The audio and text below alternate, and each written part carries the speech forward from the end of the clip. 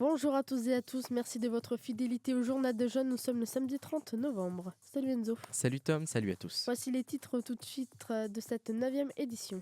Nous démarrerons cette édition par la Coupe de France et nous parlerons de l'US Bolbec qui s'est qualifié. Nous ferons le point dès le début de ce journal, alors restez avec nous. La réouverture de Notre-Dame de Paris est prévue pour samedi prochain. Dernière visite de chantier pour le président de la République qui est fier de cette réouverture. Dans ce journal également, le procès des viols de Mazan. Le sort de Dominique Pellicot a été acté cette semaine. Il encourt 20 ans de réclusion criminelle. Il reste maintenant les 50 autres coupables et la sanction devrait bientôt tomber. À la une de cette édition, les deux actus locales de Tom. Aujourd'hui, on parle CFA de Montivilliers et des motards. Enfin, le grand retour de l'interview des jeunes. Aujourd'hui, nous recevons le nouveau président de la MJC de Bolbec. Florian Bouillon sera notre invité à la fin de ce journal. Voilà pour les titres, bienvenue à tous. Démarrons ce journal par du sport et par parler précisément de l'US Bolbec qualifié en Coupe de France. C'est aujourd'hui à 13h30 que Bolbec affrontera Caen au stade Malherbe au lieu de Pavilly. La décision revient aux organisateurs qui essayent d'esquiver les possibles débordements.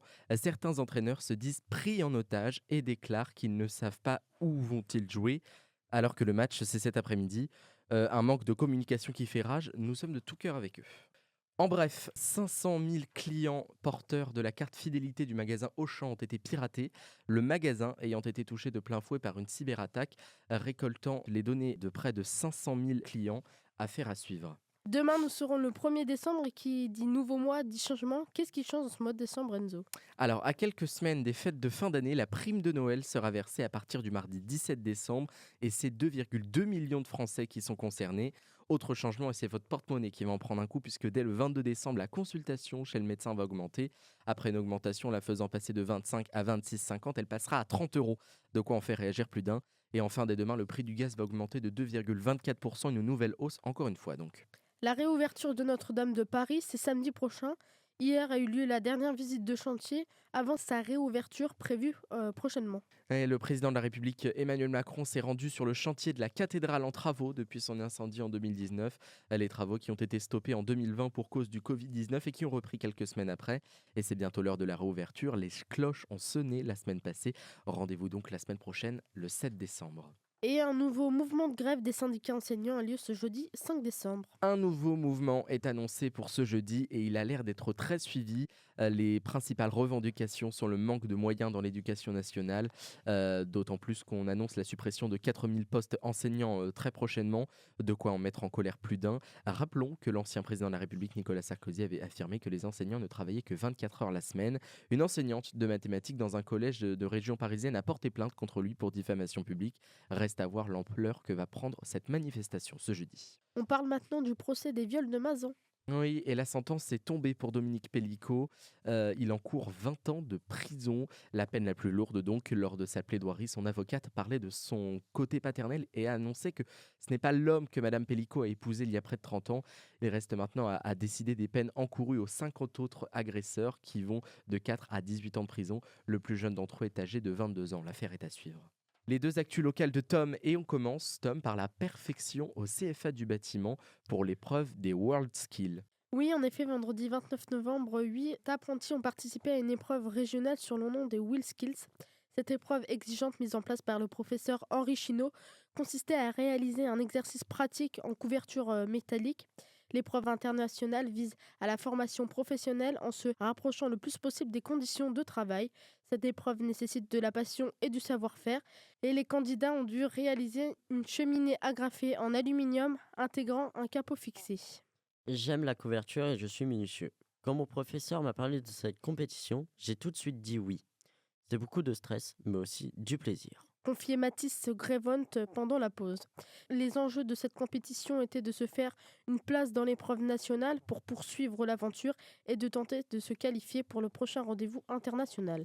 Et on parle maintenant des motards qui prennent leur maître en main. Oui, alors le mercredi 27 novembre, la Fédération française des motards a organisé une opération de traque de ralentisseurs non conformes dans le pays de Caux, car la plupart sont plus hauts que la norme autorisée. En début d'après-midi, Frédéric Duval, coordinateur adjoint de la FFMC 76, était accompagné de Xavier Wattel, membre du bureau de l'association. Il y avait aussi la trésorière Lydie Vigneux et le responsable de communication des réseaux sociaux. Tous se sont donné rendez-vous devant le collège de Douville Comme s'il s'attendait, la hauteur des ralentisseurs est non conforme.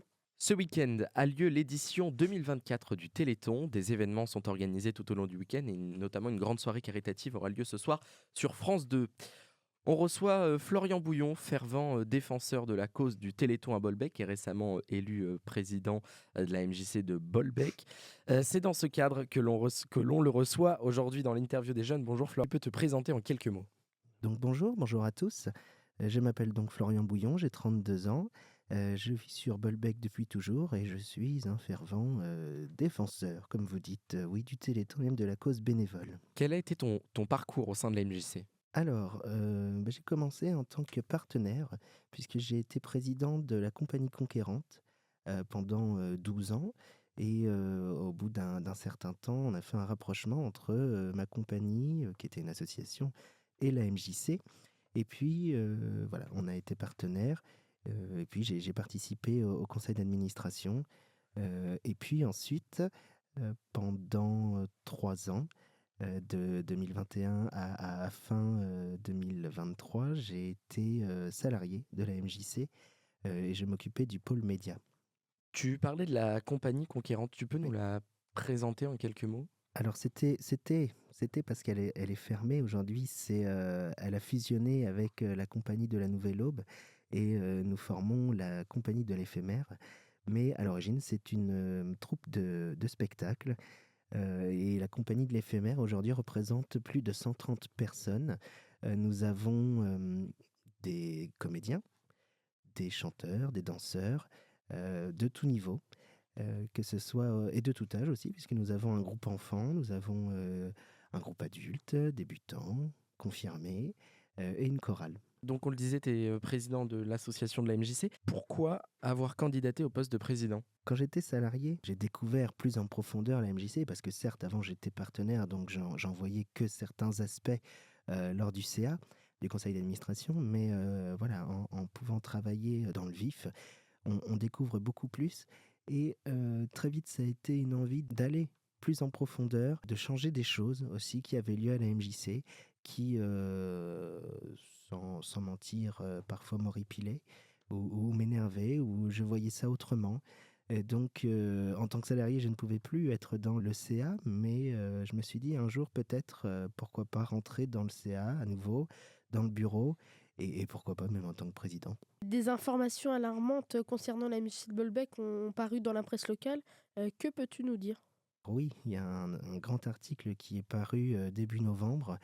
C'est alarmant. C'est sûr qu'à la lecture de cet article, c'est alarmant, mais j'ai tenu à rassurer très vite les membres de la MJC. Je suis allé voir un maximum de cours qui ont lieu directement chez nous, déjà pour rassurer les membres, car les activités ne sont pas annulées, contrairement à ce qui était un peu sous-entendu. Voilà, les membres sont là, ils ont payé leur adhésion, les professeurs sont là et sont dynamiques, sont en forme. Par contre, derrière, on est en train d'œuvrer avec les salariés de façon à ce que le côté financier, car c'est bien ça le problème, le côté financier, puisse remonter le plus vite possible de façon à ce que aucune catastrophe n'arrive. Le fait de cet article de presse, en fait, ça modifie un peu l'image de la MJC. Oui, beaucoup de personnes m'en ont parlé. Tout d'abord, j'ai eu des félicitations pour prendre le poste de président et en même temps, on m'a dit, par contre, dis donc, ça doit être une sacrée galère vu la catastrophe qui arrive en ce moment. Oui et non. Bon, après, je vois toujours le verre à moitié plein dans certains cas, surtout ceux-là. Mais voilà, quand il y a une galère comme ce que la MJC vit actuellement, il faut se retrousser les manches et garder espoir. La MJC, pendant son histoire, hein, qui a quand même plus de 60 ans, a eu des galères. Et celle-là, c'est une grosse galère, mais nous faisons tout pour que ça ne soit qu'un lointain souvenir d'ici quelques mois. Je travaille tous les jours avec les salariés et surtout avec Madame Belaïd, la directrice, qui fait charge, en tout cas en ce moment, au poste de directrice. Et voilà, on œuvre pour que cette MJC puisse sortir du rouge, parce que c'est pas un secret, en effet, hein, financièrement c'est très compliqué, mais voilà, puisse sortir du rouge et surtout que les salariés puissent enfin souffler. et que de bonnes choses arrivent dans la presse. Donc le secret, c'est de se serrer les coudes. Oui, ben, c'est surtout ça, parce que l'équipe, suite à tout ce qui a pu être dit et fait cette année, on a quand même pris plein la figure. Mais j'ai vraiment, même si je n'étais plus salarié, je suis quand même revenu de temps en temps à la MJC et je voyais une équipe soudée, une équipe qui voulait y arriver. Et donc, c'est ça aussi qui a fait que je suis revenu et que je me suis présenté comme président pour pouvoir les aider à y arriver. Et oui, en effet, cette équipe est vraiment soudée et fait tout au quotidien pour y arriver. On parlait donc de l'après. Quels sont tes projets au sein de la MJC? Alors déjà, sortir du rouge, clairement. Les dossiers urgents à voir, parce que ça fait un mois aujourd'hui, jour pour jour, et on a déjà, avec l'équipe, travaillé sur beaucoup de dossiers. Après, on travaille évidemment sur les projets à venir. Il y a toute une réécriture de projets à faire. C'était le projet 2024-2026. Là, maintenant, 2024 se termine et on est en train de le réécrire pour repartir sur une page neuve, une belle page. Donc, ce sera le projet 25-27. 2025-2027 et il y a des nouvelles choses qui vont arriver, des choses qui partiront suite à pas un échec, mais le fait que ça ne marche pas forcément, ou c'est plus ce qui est attendu de la part des bénévoles, des adhérents. On a par exemple un gros projet, si je peux en parler, c'est le projet 16-25 ans, que Dylan et Anissa principalement travaillent énormément dessus. La MJC travaille surtout autour des 11-17, si je ne me trompe pas, mais voilà, là, c'est les 16-25, c'est une fourchette de la population qui est un peu laissée à l'abandon. Et nous, voilà, la MJC se penche dessus actuellement pour leur ouvrir les portes et leur proposer un maximum de choses. Une nouvelle formule, donc. Oui, c'est ça.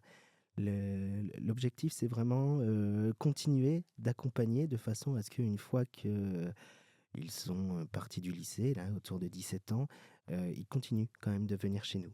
Que voulez-vous dire aux personnes qui souhaitent devenir bénévoles à la MJC Le Bolbec? Bien qu'il faut venir découvrir, profiter des événements qu'on peut proposer, comme Jeunes en scène, comme tout un tas d'autres choses, les portes ouvertes. Ne pas hésiter aussi à venir découvrir les activités. Il y en a beaucoup. Alors après, si vous ne savez pas exactement, il y a un site internet. Il faut venir aussi à la MJC. On a des petits flyers dans lesquels tout le programme est bien expliqué. Et puis aussi, quand on est bénévole, on apprend à toucher à tout et à se débrouiller avec rien. Voilà, c'est quelque chose qui est important. Moi, le bénévolat, je crois que j'en fais maintenant depuis près de 20 ans. Et oui, depuis près de 20 ans, j'ai commencé justement avec le Téléthon, puisqu'on en parlait tout à l'heure. Et c'est quelque chose que je continue. D'ailleurs, en tant que président, je suis bénévole. Et j'ai eu le plaisir d'inscrire de nouveaux bénévoles ces derniers jours pour la MJC. Voilà, c'est quelque chose qui est forcément intéressant, formateur. Et nous, en plus, on peut vous emmener sur beaucoup de domaines. Merci Florian, merci d'avoir été avec nous aujourd'hui. Merci à vous et super pour votre travail, j'adore. Merci. C'est la fin de ce journal, merci à vous d'avoir été avec nous. Pas de journal des jeunes la semaine prochaine, mais on se retrouve dans 2 semaines, le 14 décembre pour l'édition 10. D'ici là, vous pouvez nous écouter ou nous réécouter sur Amazon, Spotify, YouTube et notre site internet radioactionjeune.fr. Salut.